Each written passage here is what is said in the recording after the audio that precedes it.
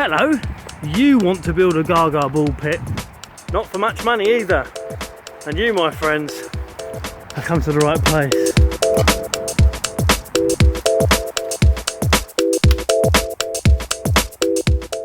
Here we are then, this is the workshop. We're going to get the wood in here and get building. Always worth grabbing yourself some gloves just so you don't get little splinters from carrying the sides of the wood.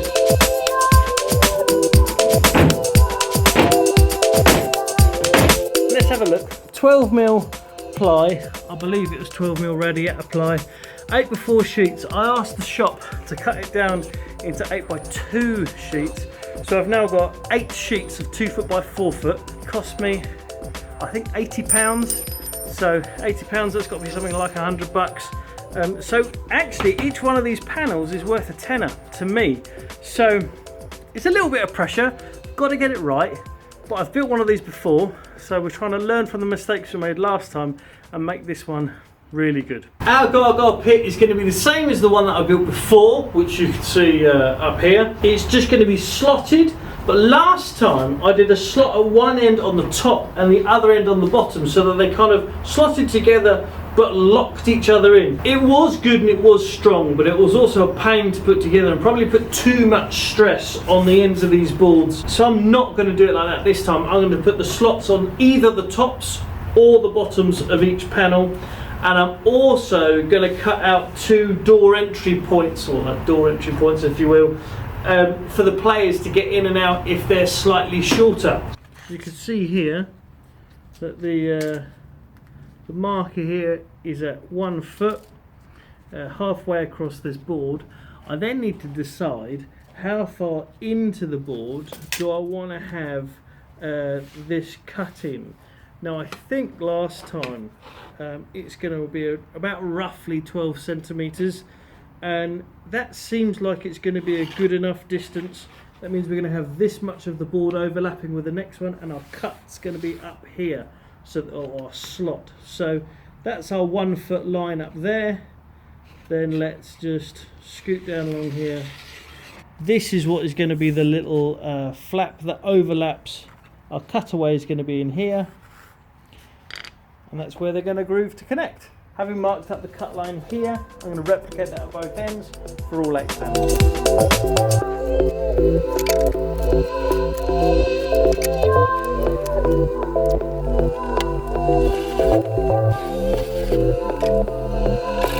I'm by no means an expert carpenter, but I do have a little technique for this, which is here are the 2 lines that are going to be the slot, which makes these boards connect together. I've drilled out a hole at the top here so that it's easy to know when I got to the end, and also that's going to be a pain to cut out without drilling it out. And I'm going to cut the loose side of the board first and then the inside of the board. I'm doing that because if I were to cut this inside line first and then try and cut this outside line, this is going to wobble like a crazy thing. So cutting the outside line first, then the inside line.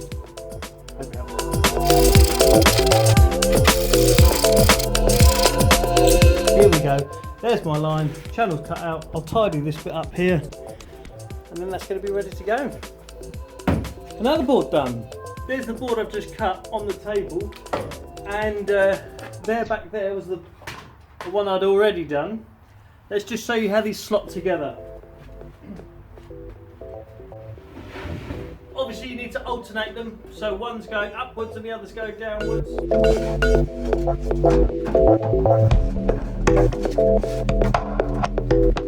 Stands up by itself. Let's go and have a look.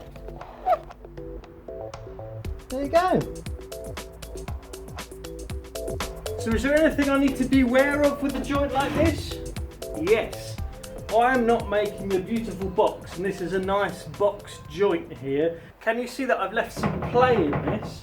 This joint isn't going to work at 90 degrees in real life.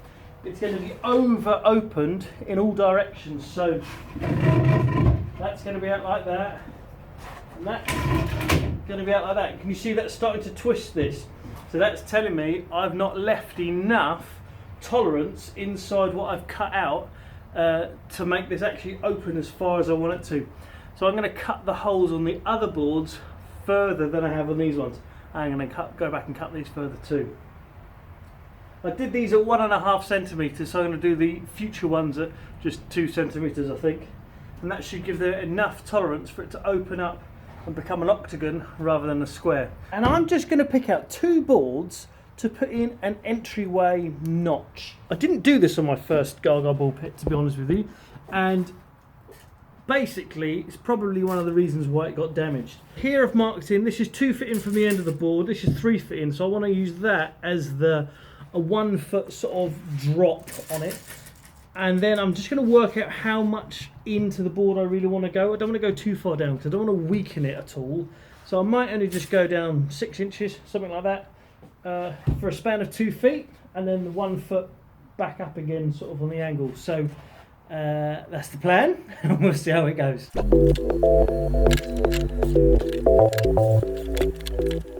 As I'm looking at it now, I think I've allowed myself too much space for the drop, to be honest, so I'm going to mark that out and reduce it to half. I'm going to have the drop as being just 6 inches because I think more than that seems a bit overly generous. I've just marked out a 6-inch drop, a 7-inch drop and an 8-inch drop for this cutout. You just see them there. And I think, not just because it's the middle and I'm going to go, well, let's pick the middle one, I actually think the 7-inch is the best line, if you can see it here, for this cutout. So it's just to remove a bit of height so our shorter players can still get over the wall easily to get in and out when they're playing the game. So yeah, I'm going to go middle. I feel like the 8, I don't know, I feel like the 8 is a bit too much and the 6 isn't really enough to bother. So I know it's a very, very small margin and it's probably all in my head. But that's my decision and I'm sticking to it.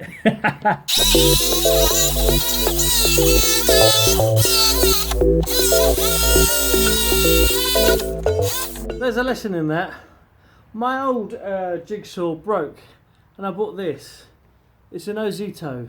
I think it's like Homebase's own brand. If you can, avoid them like a plague. It doesn't cut straight, partly because the bit in the middle there, which you fix the blade to, isn't straight. But hey, it was cheap. What can you do? However, my panel is cut out, the step is ready, we're good to go. I'm just going to tidy up the joints here with a Dremel. Bought this in the summer, absolutely love it. It's been a brilliant investment, and for tidying up and getting into tough places, this is an absolute winner. I'll put the link in the description. You can see that that's going to make a great difference here, if not to the slotting capabilities of this board, but to the splinter capacity for the poor team that got to put it up. We're going to avoid those splinters by sanding this back nicely for them.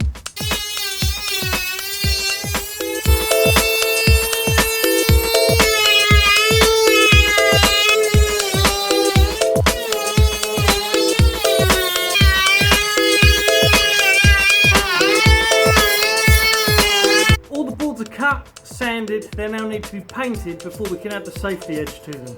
Just to add one tiny bit of interest, I'm going to put a stencil of our youth group's logo onto the boards and spray paint around it and over it, and when I take it off at the end, we'll have hopefully a crisp and clean logo for our youth club on each panel.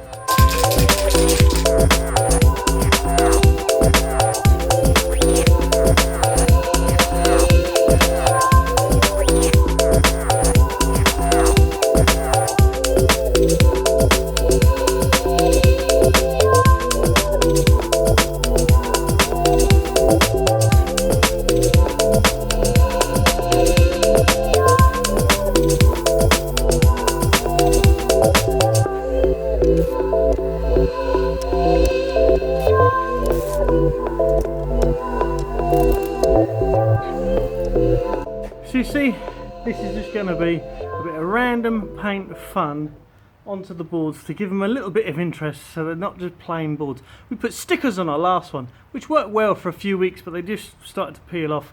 This will last for ages, and hopefully when we take this off, you get a really nice clear logo for for our youth club, right in the middle.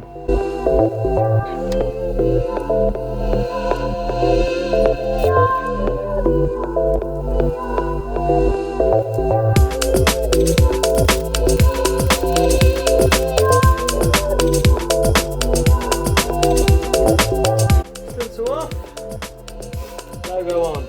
I've finished painting up all the boards. You can see them down here, racked up, drying under the desk and on the other side of the desk. Are they like my best work? No, that's not the point. The point is they're fun, they're colourful, they're going to look a lot of fun when the kids playing GaGa Ball. It's a fast-paced game. I just didn't want to have plain boards on the wall. And getting the free little logo graphic on there as the stencil is just a lot of fun. If you can see here, they're going to look like explosions on each panel. So each panel has them somewhere. Bang, bang, behind here, there you go, and there you go. When you're making your boards, do you need to paint them? No. Do you need to like the way I painted mine? No. The point is not about how I painted it, the point is what's going to work in your setting. Do you think it's going to add value to have decorated boards in your club? Another tiny thing to think about is I've only painted one side of all my boards. I've deliberately done them one-sided so that you could either have the GaGa Ball pit set up with all the panels on the inside painted, or all the panels on the outside painted, or if you played Defend the Fort, and link to that video will be up here. If you played Defend the Fort, I think it's up there anyway, where you use your GaGa Ball pit in two parts and you have a square there and a square there rather than a big octagon together, you could do a painted square and a plain square, like as in have one set up one way round and the other set up the other way round. Nice idea, Dave. I like it. Nice idea, Dave.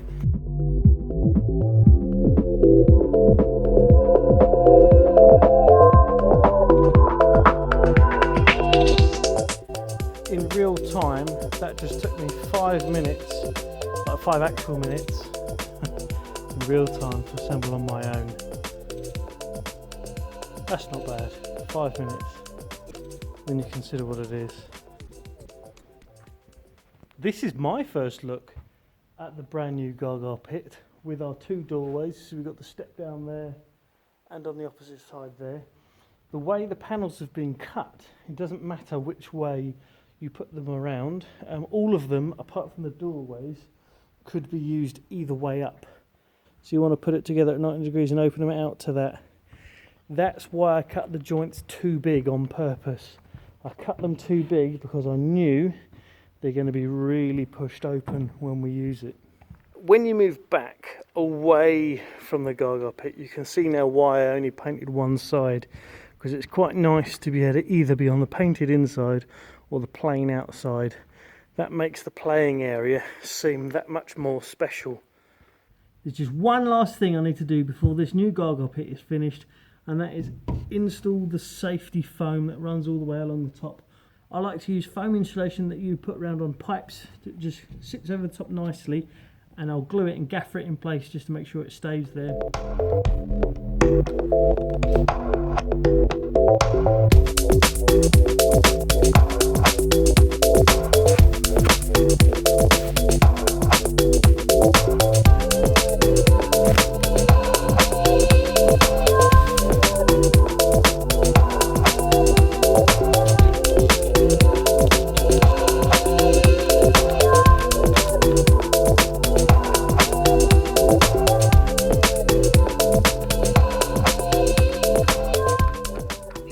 The finished GaGa Ball pit ready for action. The foam is glued and gaffered into place, especially over the doorways, because we don't want the kids kicking off that foam as they step in and out of the arena.